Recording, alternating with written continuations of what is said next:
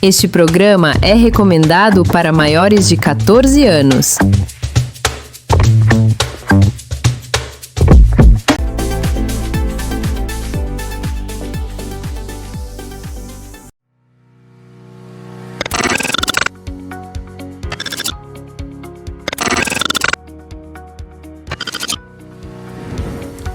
Bem-vindos ao Elas em Ação. Hoje o nosso convite é para respirar fundo, olhar para frente e acreditar no poder do recomeço. Cada novo dia é uma chance de fazer diferente, de planejar, aprender e fortalecer a fé em nós mesmas e nos nossos propósitos. Porque quando a gente age com coragem, o impossível começa a ganhar forma. Então, se ajeita aí, prepara o coração, porque o programa de hoje está repleto de inspiração, informação e mensagens que tocam a alma. Temos também a presença especial da Meile Casemiro, gerente da Câmara de Educação Básica da ANEC. Afinal, planejar é o primeiro passo para realizar e o futuro começa agora. A pesquisa inédita conduzida pela ANEC revelou um dado muito significativo. 78% das escolas católicas associadas à ANEC no Brasil já utilizam inteligência artificial em seus processos pedagógicos ou administrativos. Vivemos um tempo em que a tecnologia vem ampliando as possibilidades da educação. Plataformas digitais, aplicativos interativos e experiências imersivas em realidade virtual têm permitido aos educadores criar ambientes de aprendizagem mais dinâmicos, criativos e colaborativos. Mas há algo que nenhuma tecnologia é capaz de substituir: a presença do professor. O verdadeiro desafio não está na ferramenta, mas no fator humano. 55% das escolas relatam dificuldades como distrações, enquanto outras apontam o uso inadequado das plataformas e até a percepção equivocada de que a IA tem todas as respostas. Quando isso acontece, o engajamento dos estudantes e a valorização do educador podem ser comprometidos. As instituições que conseguem equilibrar inovação tecnológica com a valorização das relações interpessoais compreendem uma verdade essencial: a tecnologia não substitui o vínculo humano, ela o fortalece. Nesse sentido, a pesquisa aponta que 49% das instituições oferecem projetos interdisciplinares, 28% ofertam formação continuada, enquanto 20% reforçam espaços de escuta. Dessa forma, a mediação pedagógica qualificada e feedbacks mais próximos demonstram que o professor quem dá sentido e propósito ao uso da tecnologia. O futuro da educação não está em escolher entre a inteligência artificial ou o professor, mas em uni-los como aliados para formar estudantes mais críticos, criativos e plenamente humanos. Percebemos com o estudo da ANEC que a IA apoia o processo, mas quem transforma vidas são os professores. O educador continua sendo o coração pulsante dos espaços educativos.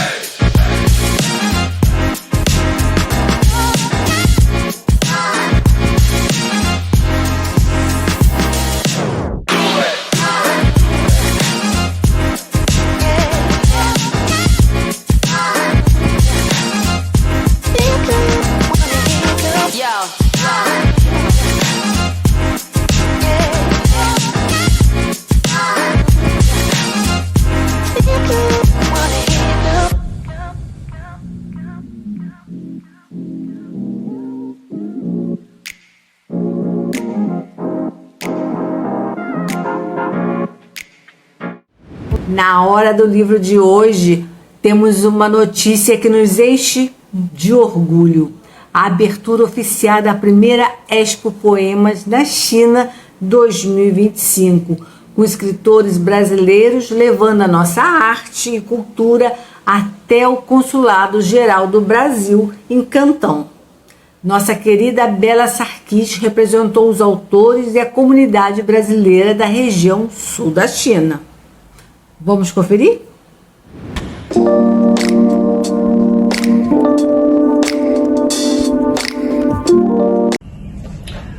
Olá, hoje a hora do livro vai ser diferente.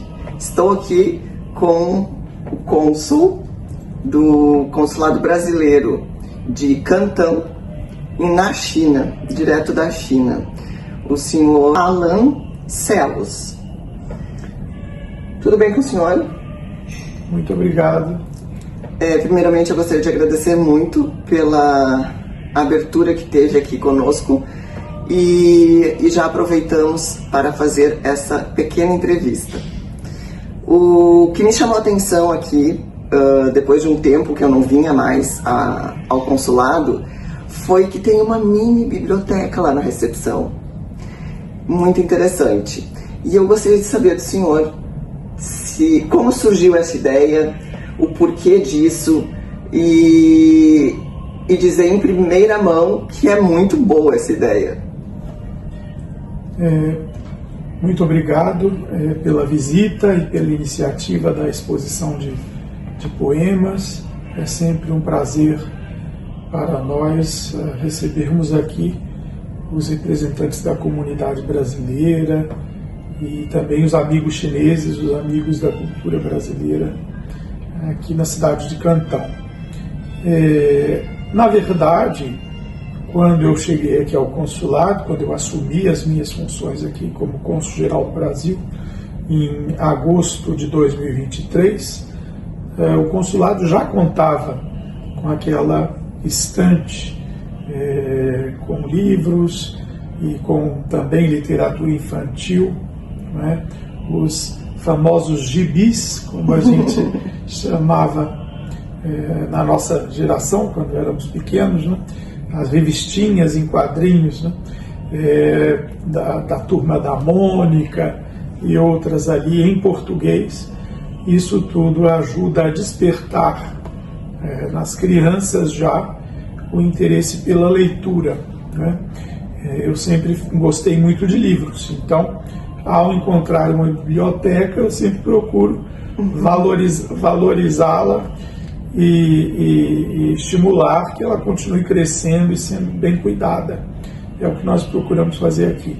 A ideia é oferecer ali uma opção de leitura variada, tem livros ali de toda natureza, para que as pessoas possam se distrair um pouco enquanto esperam pelos atendimentos consulares, que em geral são rápidos, mas de toda forma é sempre simpático e agradável quando um cidadão brasileiro chega a um consulado do Brasil encontrar ali um pouco de literatura na sua própria língua.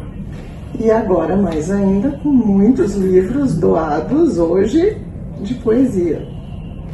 Sem dúvida. Muito obrigado pelo acréscimo à nossa pequena estante, que é muito bem-vindo e muito apreciado. Será certamente muito apreciado. Eu fiquei sabendo que o senhor gosta muito do Machado de Assis. Vamos fazer alguma exposição ou alguma antologia sobre isso? O que o senhor acha? Machado de Assis é, sem dúvida, um dos grandes expoentes, se não o maior, da língua portuguesa no Brasil. Eu acho que ele se junta a uma pleiade muito rica e brilhante, e está aí ao lado certamente do Padre Vieira, ao lado de Camões na poesia, ao lado de Eça de Queiroz, e enfim, Esses são os que me ocorrem assim de imediato como os meus preferidos, o meu panteão pessoal de autores brasileiros de autores em língua portuguesa, né? Nós nos apropriamos de todos eles, evidentemente, são todos nossos também, né? Nós somos de Portugal e Portugal é nosso, nós somos uma grande família, todos juntos, e a cultura brasileira faz parte desse mundo da lusofonia, do qual falava tanto o grande Gilberto Freire, o nosso maior sociólogo de todos os tempos, a pessoa que melhor interpretou o Brasil, e que também é outro que eu admiro e estimo, porque, embora fosse sociólogo, conhecia como poucos a língua portuguesa e a usava bem, né? De modo geral, nas ciências sociais houve um declínio lamentável da qualidade do português, mas isso é um pouco generalizado, né? As escolas pararam de ensinar o latim e acho que isso foi uma grande perda, uma coisa lamentável, porque essa geração antiga que aprendia latim certamente se beneficiou muito de orientações estilísticas e gramaticais e até lógicas e de pensamento lógico, porque eu acho o latim uma língua muito matemática, muito lógica, né? Enfim, então acho que nosso esforço como cidadãos e como funcionários do Estado brasileiro, sobretudo no nosso caso aqui no consulado, é manter viva essa chama do amor pela nossa língua pátria, pelo nosso Brasil, a imagem do Brasil, a cultura brasileira. Muito bem. Não esperava diferente do senhor. Muito obrigada pela sua atenção, pelo seu tempo. Encerramos aqui por hoje. Muito obrigado. Vem mais por aí. Obrigada. Empresário, você sabia que o maior comprador do Brasil é o governo? Todos os dias ele anuncia o que quer comprar e quanto ele pode pagar. Se você tem um CNPJ e ainda não vende para o governo, está deixando dinheiro na mesa. Imagine faturar em um mês o que você levaria 6 meses para faturar. Com a estratégia certa, isso é possível. Podemos te acompanhar desde a busca da oportunidade até o fechamento do contrato. Quer faturamento e garantia de pagamento? Então está na hora de olhar para o mercado de licitações. Entre em contato e vamos fazer sua empresa vender para o maior cliente do país. Licita.com.br. Vendas para o governo. No programa de hoje você vai conferir Papo de Negócios. Vamos falar sobre o cronograma de 2026. Vamos conferir?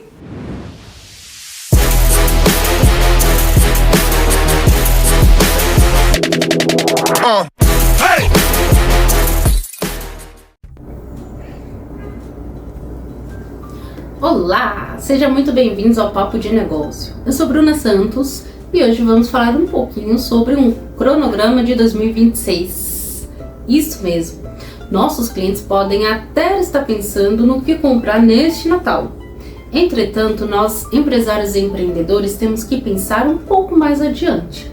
Por isso, trouxe aqui uma lista para a gente conseguir realizar um cronograma de forma simples e eficaz. Planejar de forma antecipada vai te trazer algumas vantagens. Por exemplo, brindes mais assertivos para o seu cliente, que é uma forma de você estar na cabeça dele sem ficar com venda, compra, certo? Negociação com fornecedores de forma mais eficaz, garantindo um menor preço ou um maior prazo para pagamento, e isso vai fazer uma grande diferença no seu orçamento. Então vamos entender um pouquinho mais sobre essas campanhas. Existem, logicamente, datas comemorativas que exigem uma campanha grande, até porque fomenta, né, esse momento de compra, como Natal, Dia das Mães, né, Dia das Mulheres, Páscoa. Tudo isso realmente ajuda a gente a vender cada vez mais. Mas existem campanhas intermediárias que podem facilitar e muito estarmos com os nossos clientes sem ficar cansando com uma propaganda pesada, entende? Vamos ver aqui. Do dia 2 de janeiro ao dia 16 de fevereiro, temos em média 45 dias. Isso significa que você vai poder trabalhar a questão do carnaval de 2 a 3 semanas. E o que fazer nas outras semanas?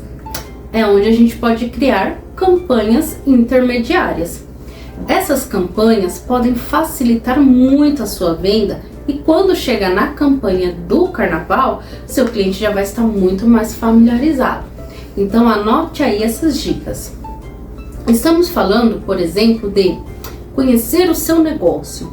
Quando você conhece bem o seu negócio, garante com que você monte uma campanha em cima disso, mostrando para o seu cliente as suas vantagens.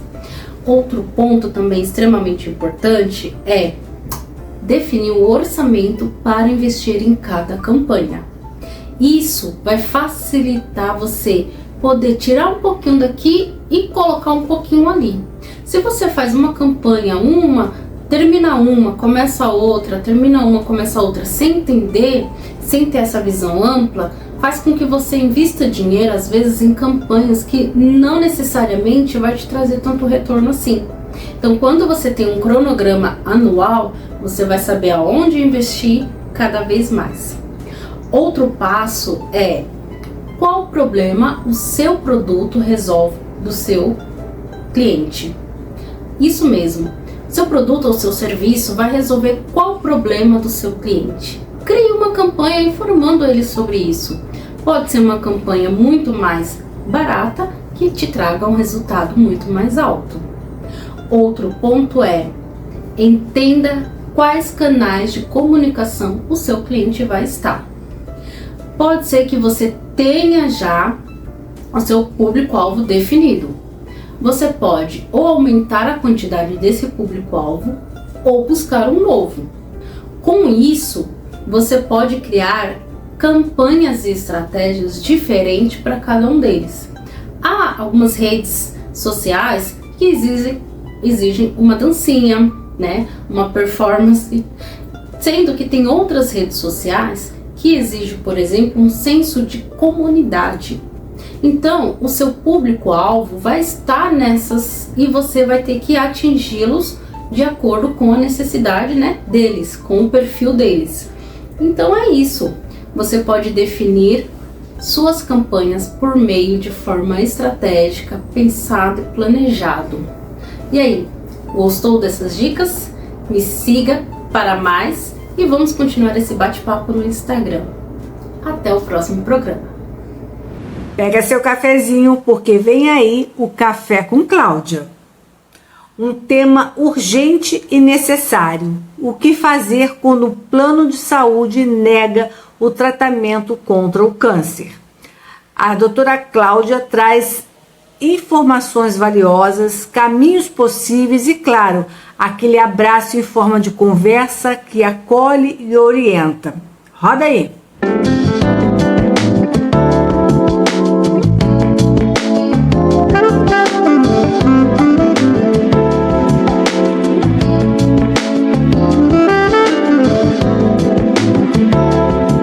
Olá pessoal, muito boa tarde.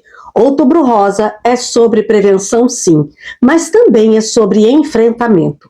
Hoje nós vamos falar sobre um tema que infelizmente é muito comum, que é a negativa dos planos de saúde diante do diagnóstico de um câncer.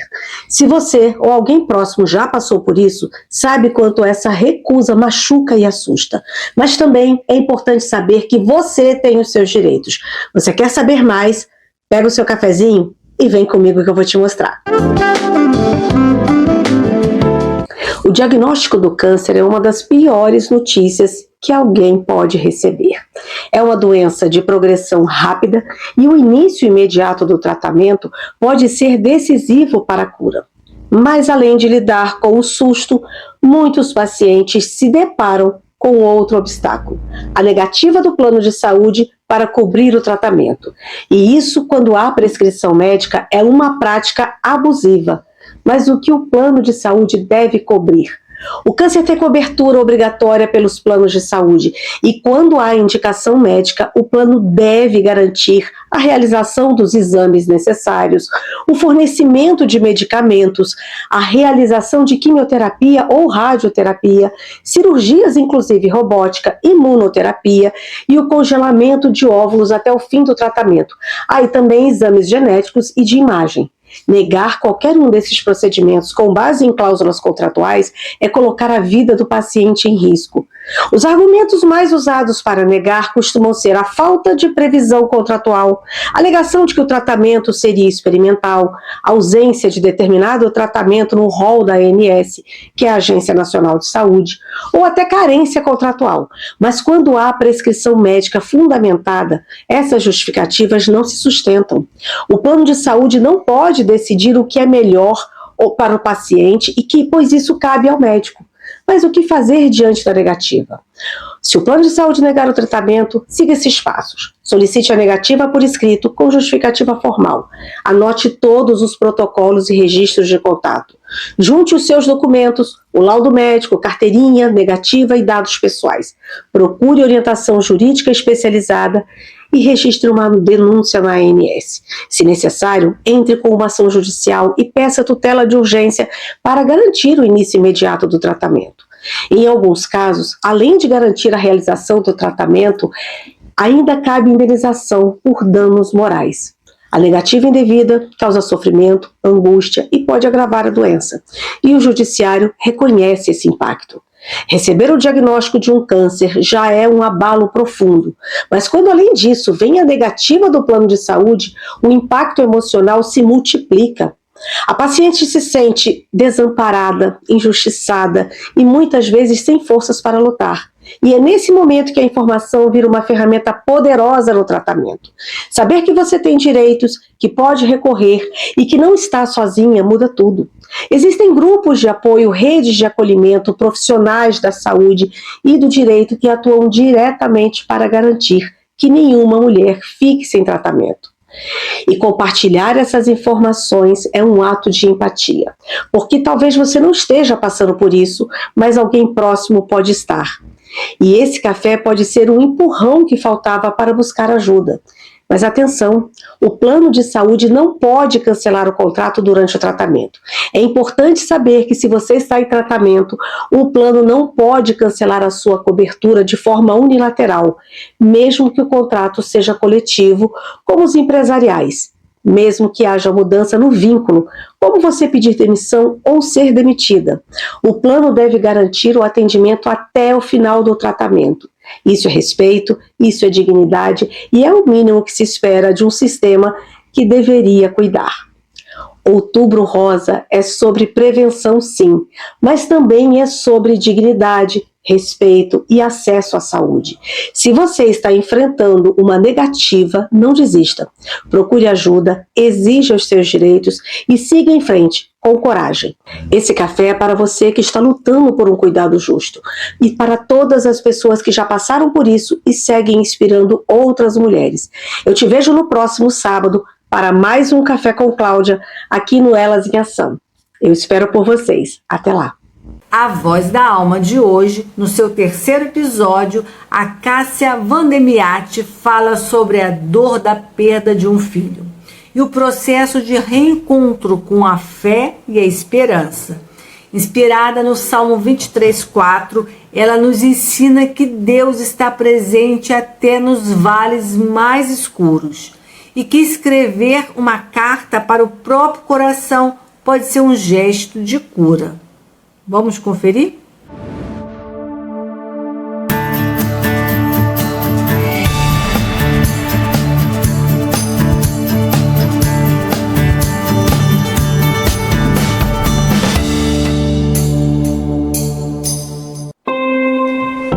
Se você já me acompanha, sabe que minha história pessoal está profundamente marcada pela perda do meu filho, Kevin.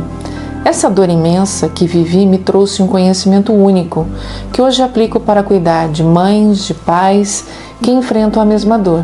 Olá, eu sou Cássia Vendemiati e você está no programa Voz da Alma. Recentemente, atendi uma mãe que, como eu, perdeu um filho e sentia que a esperança tinha acabado. Juntas começamos a trabalhar na aceitação da dor, na expressão dos sentimentos mais difíceis, medo, culpa, raiva e, sobretudo, na administração da esperança. Minha abordagem terapêutica vai muito além do aconselhamento emocional. Trabalho com ferramentas práticas e técnicas como reprocessamento generativo, que desbloqueiam emoções paralisadas e permite que o sofrimento seja compreendido, elaborado e transformado, e não apenas suportado. A escuta empática é essencial nesse processo, um espaço onde o enlutado se sente verdadeiramente visto e compreendido, sem julgamentos ou pressa. Isso cria a segurança necessária para dar voz à dor mais profunda e aos sentimentos mais difíceis, como a culpa, a raiva e o medo. Ensino que a esperança não é um sentimento que surge de imediato, mas um movimento interior, sutil e gradual. Ela pode parecer apagada, distante e até invisível, mas com apoio, fé e estratégias terapêuticas, essa chama volta a acender. E passo a passo, o enlutado vai reconstruindo significado, entendendo que viver não é esquecer, mas é transformar. Essa transformação é delicada e única para cada pessoa, e essa é a mensagem essencial. A esperança não morre com a perda, ela muda de forma, cresce na profundidade do luto e pode abrir novos caminhos, mesmo na ausência. No meu livro Lágrimas de Diamante, compartilho um versículo que foi meu abrigo em dias de dor. Mesmo quando eu andar por um vale de trevas e morte, não temerei perigo algum, pois tu estás comigo, e a tua vara e o teu cajado me protegem. Isso está lá em Salmo 23, 4. Esse versículo me sustentou quando a esperança parecia ausente. A vara e o cajado representam direção e proteção, e foi isso que encontrei em Deus. Orientação quando tudo parecia confuso e consolo quando as forças me faltavam. Talvez você também esteja atravessando esse vale. Agora eu te digo, com verdade e cuidado, ainda há esperança. A fé, quando acolhida junto ao cuidado emocional, é uma luz que nos guia de volta à vida. Como terapeuta emocional, aprendi que o luto precisa ser reconhecido, não silenciado. Ele não é só tristeza, é culpa, é medo, é raiva, é um vazio que ecoa no peito. Muitas vezes tentamos parecer fortes demais e a dor começa a gritar por dentro. Foi por isso que criei o método Renascer, um espaço seguro e afetuoso onde é possível acolher essa dor com respeito, compaixão e propósito. Existe um caminho possível e ele não precisa ser percorrido em isolamento. O luto precisa ser vivido sim, mas também cuidado com a gentileza e presença. É nesse cuidado que o recomeço acontece, mesmo sem esquecer, mesmo com saudade. Agora quero te convidar a dar um passo simples e transformador. Escreva uma carta para o seu coração. Diga tudo o que você sente, a tristeza, a saudade, a raiva, o amor que permanece. Essa carta é sua, é um espaço sagrado, um diálogo com sua alma. Dar voz à sua dor é o início do seu renascer. Se quiser, me procure no link aqui embaixo. Eu mesma vou ler e responder com todo o carinho que a sua história merece. Seguimos com coragem e delicadeza nessa travessia de renascimento. Eu sou Cássia Vendemiati e esse foi o Voz da Alma. Eu vivi, perdi, me reconstruí. Para ajudar outras mães, para ajudar outros pais e aqueles que de algum jeito perderam algum amor. Vem aí o Casal em Ação. Hoje temos o convidado especial, o advogado Fabrício Gaspar, procurador municipal. Ele fala sobre sua trajetória e explica a diferença entre os cargos de procurador municipal, estadual e da União. Uma conversa esclarecedora e cheia de propósito.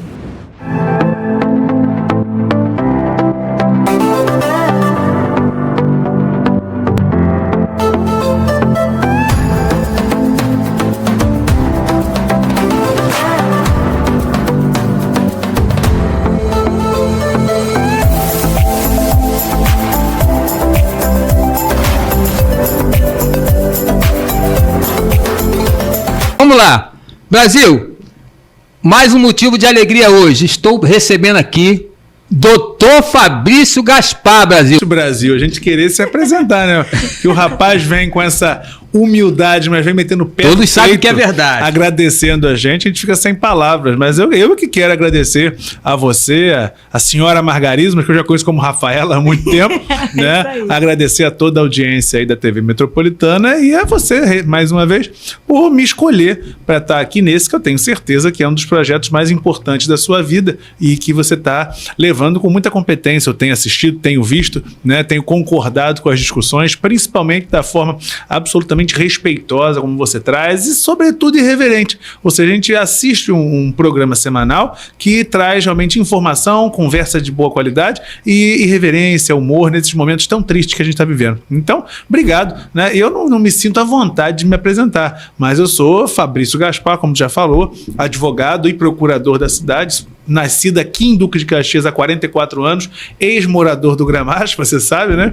E sim, um frequentador do nosso grande amigo Mussarela há mais de 20 anos, que aliás eu andei de ônibus com ele, então é uma amizade de muito tempo. Inclusive, doutor Fabrício, vamos aproveitar essa deixa? Faz um apelo aí, me ajuda a trazer o nosso patrão aqui. Vem pra cá, Mussarela. Só falta você. Vem pra cá, Brasil, mas vem pra cá, Mussarela, também.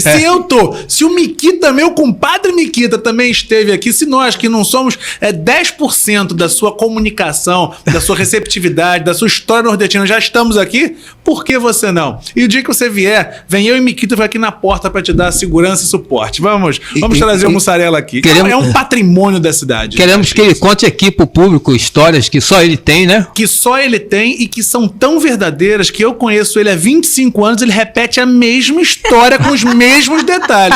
Se for mentira, aquilo ali é um artista. Tem que largar pra ir pra o cabra é bom, né?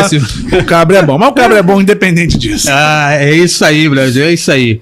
Doutor Fabrício Gaspar. Doutor Fabrício, como o senhor já falou, né? Procurador aí do município. A gente quer saber o que faz um procurador do município. Bom, vamos lá. Eu estou procurador-geral, fui nomeado para essa honrada função há cerca de 3 anos e meio, né? O então prefeito Washington Reis me resgatou onde eu estava lá em Magé, mas antes um pouquinho eu devo dizer que eu sou procurador de carreira, ou seja, lá atrás eu fiz um concurso que foi aberto por um determinado órgão municipal, graças a Deus foi a vontade dele que eu passasse e me tornei procurador. E, enfim, para ser procurador, obrigatoriamente você precisa ser advogado, porque o procurador nada mais é do que o advogado do ente público. É aquele... Porque o que acontece, Alexandre? Quando você escolhe um advogado para defender a sua causa, você vai lá e assina uma procuração. A primeira coisa que qualquer pessoa faz quando entra no escritório de advocacia e acerta os serviços que vão ser feitos com o advogado. Com o município não existe isso, que o município não pode entrar no meu escritório de advocacia e me contratar, muito menos assinar uma procuração. Então existe toda uma forma de contratação dos advogados que vão ser os defensores do município em todas as esferas. Porque a gente às vezes pensa, mas o que o município tem? Gente, o município ele tem muitos problemas jurídicos. Quando você vê um sinal funcionando, um guarda municipal apitando ou uma recepcionista num hospital público municipal, tudo por ali passou pelo trabalho de um procurador para garantir a legalidade daquela contratação de uma empresa para fazer a manutenção do sinal, ou de uma empresa para prestar o serviço de recepção do hospital, ou ainda na contratação através de concurso público de um guarda municipal e principalmente na condução dos processos administrativos de interesse daquele guarda, para garantir que ele vai ter o triênio dele, ou que se ele cometeu uma infração, ele vai responder ao inquérito. Então tudo isso passa um procurador. Fora todas as vezes que o município é demandado em juízo, processado, né? Porque não pagou o FGTS de algum terceirizado, ou porque teve algum problema em relação à gratificação de um servidor, ou porque faltou vaga no serviço hospitalar, ou faltou unidade na creche, e todas essas vezes o município tem direito à defesa e, portanto, é o procurador que faz a defesa.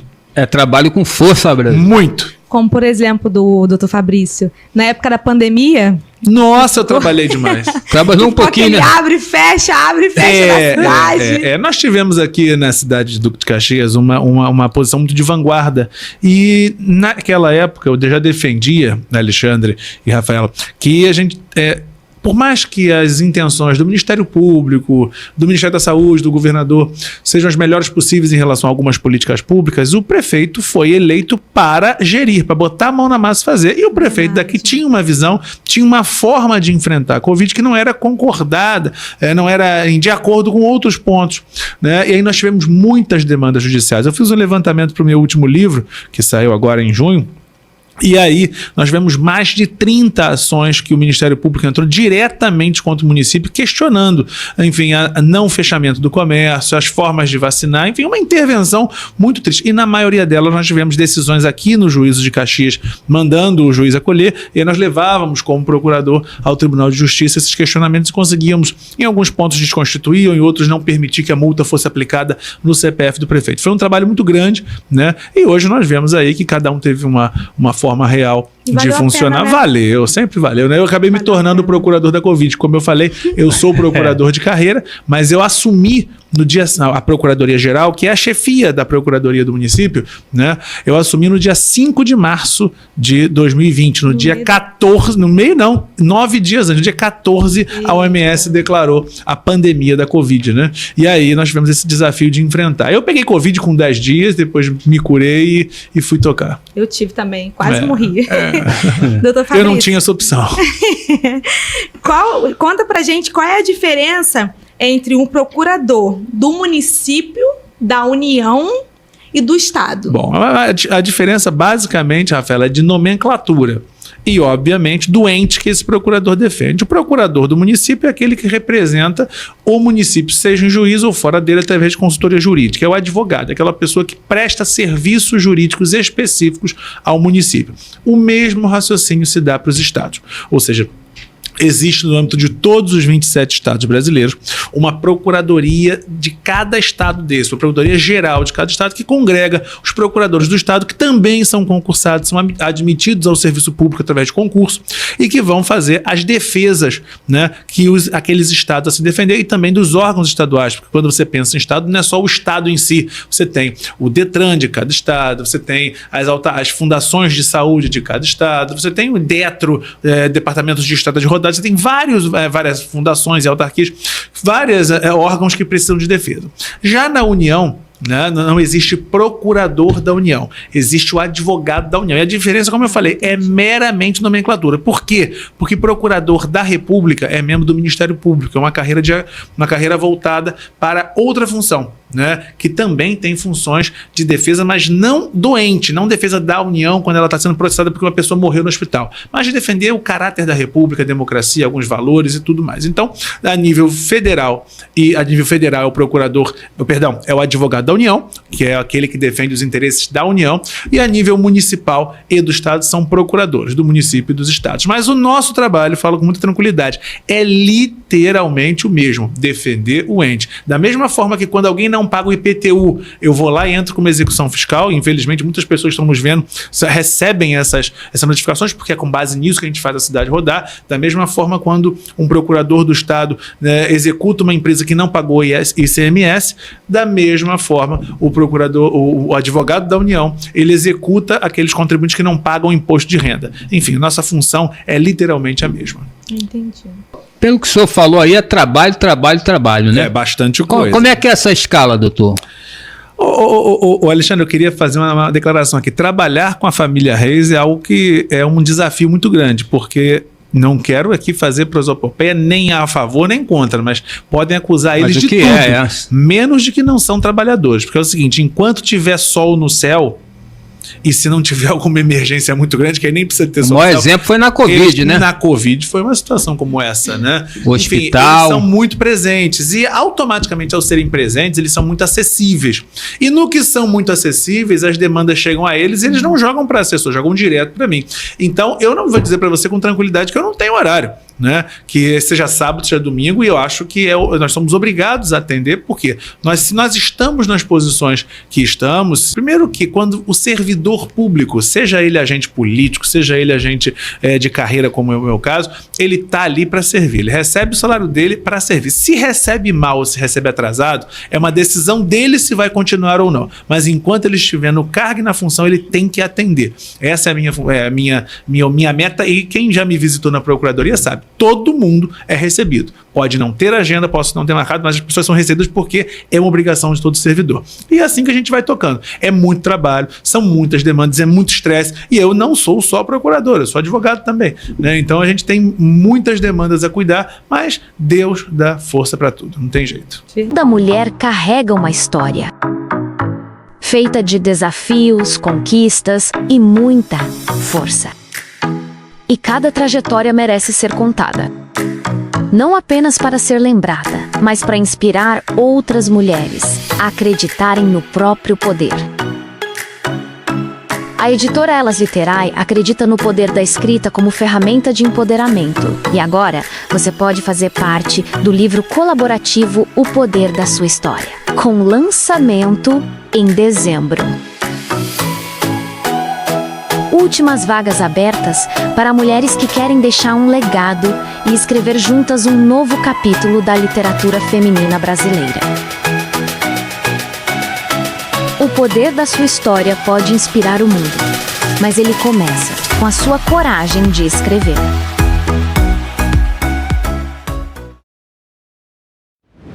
Vamos conferir o ponto de encontro?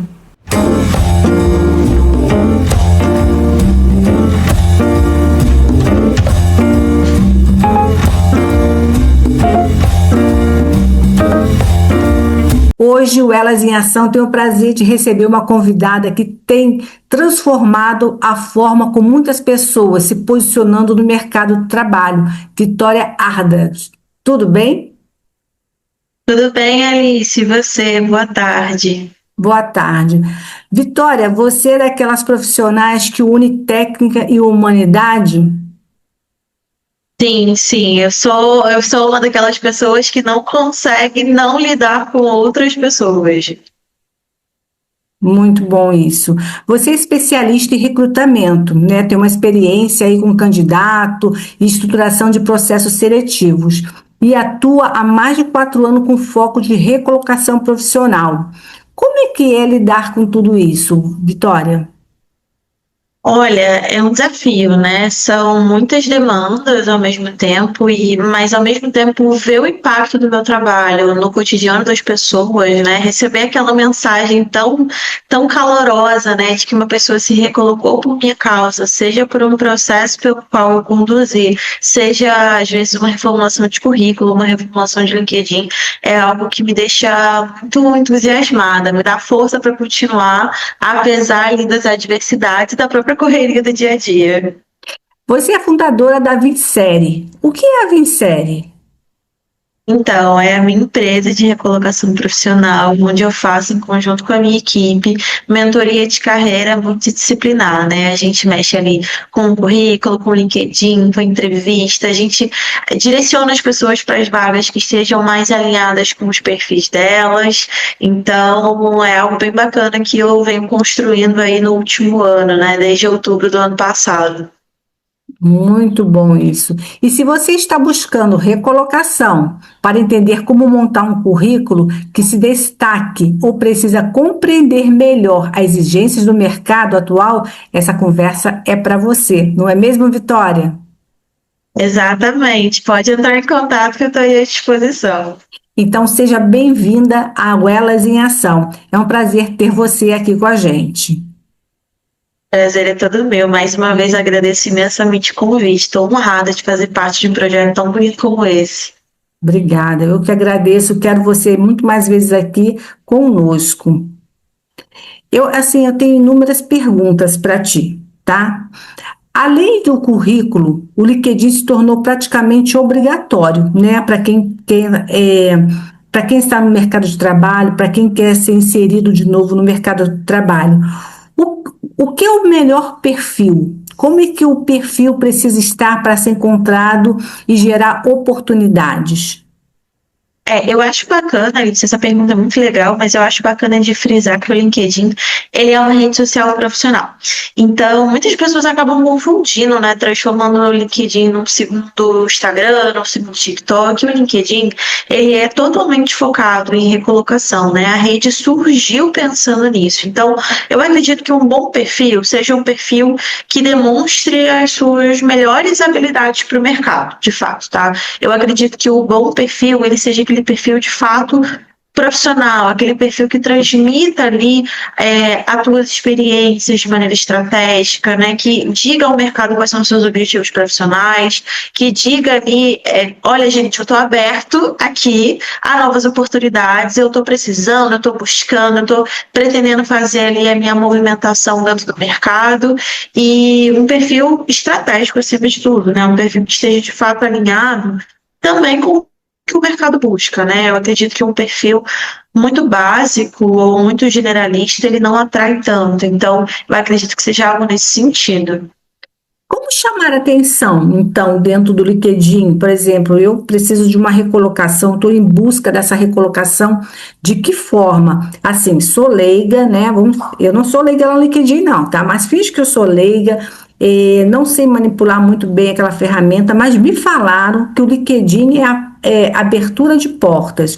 De que forma eu posso me destacar? Como é que eu posso começar a montar o meu LinkedIn para que empresas, né, e profissionais do mercado possam me olhar de uma forma diferente? Eu acredito que além da própria estruturação do perfil em si, então a gente usar as palavras-chave, a gente montar um título atrativo, a gente ter uma foto de perfil boa, uma foto de capa boa, é importante a gente fortalecer a nossa marca pessoal, né?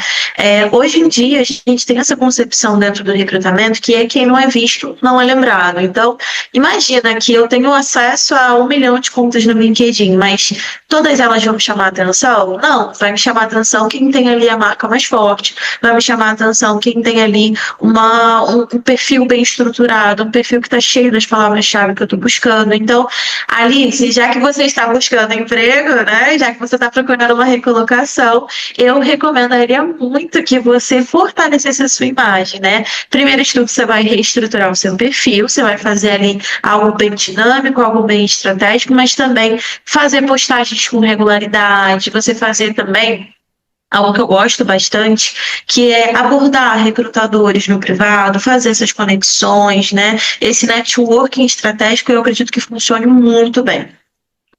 Escrever conteúdo é bom, mas escrever de que forma para chamar a atenção? Escrever conteúdo não é bom, é maravilhoso, é perfeito, é a minha estratégia número 1 aqui que eu recomendo no dia a dia dos meus mentorados, né? É muito válido que a gente, ao tentar, né, ao começar ali o processo de recolocação, que a gente se mostre ao mercado da maneira mais genuína quanto é possível, mas além de qualquer coisa, a gente tem que sempre linkar o nosso conteúdo com o que a gente pode oferecer. Então, não adianta só chegar, por exemplo, e postar uma foto, por exemplo, dando uma reportagem jornalística, participando de um programa. É muito legal que eu faça um link com aquilo que eu estou oferecendo para o mercado. Então, se eu fosse fazer uma publicação, por exemplo, falando aqui que eu estou no programa da Alice, que eu estou dando uma reportagem aqui para a Alice, estou sendo entrevistada, eu não colocaria apenas, hoje eu participei de uma reportagem. Não, eu colocaria ali quanto que isso está linkado com a minha trajetória profissional, quanto que isso é relevante para mim. Se eu já tivesse feito isso outras vezes, eu traria também para a minha trajetória ali, para o meu texto. Então, é bacana que a gente, quando vai montar, né, a nossa linha editorial, quando a gente vai fazer ali de maneira dinâmica as nossas postagens, que a gente seja genuíno, que a gente seja estratégico, que a gente não poste só por postar e que a gente preferencialmente fuja de polêmica, né, Alice? Não, polêmica não. Polêmica tô fora. Mas, assim, humanizar é necessário até numa plataforma digital, né? Eu acho que isso é o destaque, né, de todos os profissionais que estão ali envolvidos. Quanto à empatia, você acha que existe a empatia dentro do LinkedIn? Existe, inclusive eu mesma, né, trazendo aqui minha experiência pessoal, já encontrei com profissionais ímpares, assim, profissionais que eu acho que eu nunca conheceria se eu não tivesse conectada ali na rede. Então, a empatia existe, mas antes de qualquer coisa, eu acho que ela tem que começar por nós também, né? Com certeza. Eu quero falar um pouquinho sobre a preparação de entrevistas e recolocação, porque nós estamos falando aqui para um público que está em casa hoje, né, nos assistindo, e muitas vezes alguém que está sentado ali no sofá está buscando uma recolocação profissional, tem lá na segunda-feira uma entrevista e não sabe como se posicionar, ou por estar muito tempo fora do mercado, ou por estar saindo, né, de uma empresa que está ali há muito tempo e perdeu esse link, né, de entrevista, de provas. De que forma, né, você vê isso? Na Vicere, você também trabalha com simulações de entrevistas ou como isso ajuda o candidato a se sentir mais seguro e preparado? Adorei sua pergunta, Alice. Então, acho que o primeiro ponto é a gente entender que carreira não é uma linha reta.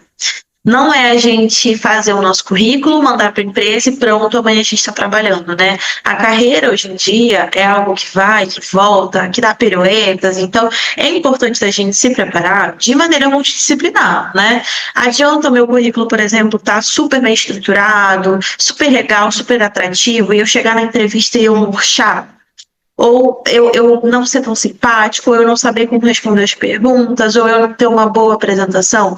Então, sim, a gente faz simulações de entrevistas na Vicere, a gente trabalha com esse tipo de serviço, né, além do próprio currículo e do LinkedIn, e acaba que funciona bem porque a entrevista vai ser a ponta final do processo, né? Antes da recolocação de fato, antes da sua aprovação, você vai passar por uma entrevista. Então, a gente tem ali várias etapas do processo e entrevistas que, para mim, é um dos pontos mais importantes, assim. E qual, assim, o primeiro passo que essa pessoa deve dar? Qual dica você deixaria para esses nossos espectadores, né, que estão em busca dessa entrevista, que farão essas entrevistas? Quais as dicas? Por exemplo, um exemplo, né, mais nova, quando fazia entrevista, eu ficava muito nervosa. Eu sabia responder tudo, mas dava travava, né? E muitas vezes, né, a gente passa para o segundo, terceiro, né, processo, mas a primeira, né, quando a gente senta ali na frente do recrutador, dá um gelo na gente. A gente esquece até o nome da gente. Essa é a grande verdade. Eu acredito que o primeiro ponto seria principalmente estudar o seu próprio currículo. É o que eu sempre recomendo. Quando a gente está ali em processo com algum mentorado aqui da minha empresa, a primeira coisa que a gente recomenda é estuda o seu próprio currículo. Estudando o seu próprio currículo, você vai conseguir se lembrar com mais facilidade da sua trajetória, né, da sua própria trajetória, e por consequência vai conseguir desenvolver melhor, né, ali na entrevista. Mas também acho muito relevante, também acredito que seja muito importante, que a gente treine antes, né? Que a gente não vá na entrevista com a cara e com a coragem. Eu mesma, sendo mentora de carreira, sendo profissional de RH, se eu fosse fazer uma entrevista de emprego hoje ou amanhã, eu estaria aqui falando com as paredes, mas simulando aqui uma entrevista. Então, se você tiver aqui um conselho para a audiência, né? Se você tiver alguém em casa com você, filho, marido, esposa, enfim, que você peça para eles fazer algumas perguntinhas que podem cair na entrevista, né? Você pode solicitar aí para algum amigo te ajudar, para algum amigo te ligar, para que você esteja de fato inserido ali no ambiente. Mas caso não consiga, procure também ali a ajuda de um profissional, que acho que vai ser bem bacana também. Muito bom, Vitória. Vitória, e as entrevistas online, né? Muitas vezes o candidato ele não sabe se comportar, né? Como eu vou me vestir aqui? Estou em casa, no meu quarto, na sala de casa. O que eu devo falar? De que forma eu devo me vestir? Você tem essas dicas para esse tipo de candidato? Tenho. É muito importante a gente frisar também que uma entrevista online ela vai funcionar exatamente da mesma forma que a presencial. Se a gente for na presencial, a gente não vai de biquíni, a gente não vai ficar deitado, esparramado ali no sofá da recepção de onde a gente vai ser entrevistado. Então a gente tem que seguir exatamente como a gente seguiria se fosse uma entrevista presencial. Então a gente vai usar ali uma roupa que seja confortável, mas adequada à ocasião. A gente vai procurar chegar antes, a gente não vai chegar em cima da hora, nem vai chegar depois, o atraso é muito mal visto, né? A gente vai se portar ali com a mesma postura que seria na presencial. Então, seguir essas regrinhas vai fazer muito bem para o processo de recolocação. Então, procurar que a câmera esteja bem centralizada no seu rosto, que você esteja com uma vestimenta adequada, que você não use muita maquiagem ou muitos acessórios ali que façam o recrutador perder o foco de você e focar em outras coisas que não merecem tanta atenção. Acho que seriam esses pontos que eu frisaria aqui no primeiro momento, Alice. Muito obrigada. Até a próxima, Vitória. Eu te agradeço, Alice. Um grande beijo. Boa tarde para você e para nossa audiência. Obrigada.